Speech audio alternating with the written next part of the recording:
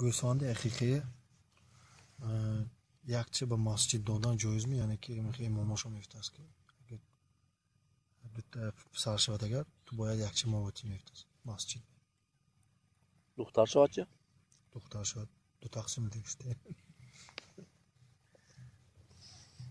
یعنی که همین حادثه روی دادگی طلب کردست عقیقه رسول الله صلی الله علیه و سلم aytdi ki hadisi Samura'nda hadisi Hasan an Samura قال صلى الله عليه وسلم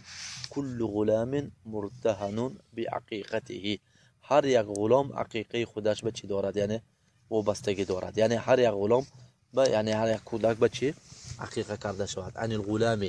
شاتان مكافئتان او مكافئتان و عن الجاریه شاتون دختر بچه که شد یک گوسفند کشته میشد پسر بچه که شد دو گوسفند کشته میشود همین اما وای چیکار تقسیم کردن یعنی خودش صاحبش نده یعنی فهمیدید برای بهترینش چی گفتن یعنی سه به تقسیم میکنن یک قسمش هم بیچاره مسکینا به تقسیم کردن میتیاد یک قسمش هم پخته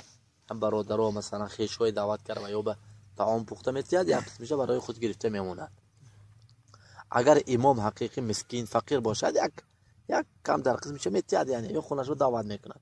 اما وای به یک گوسفند دادن با کدوم اساس نه درست نه عموما درست نه این خیلی میکاره باشد گوید که یک خطرش هم نتیبه امام بر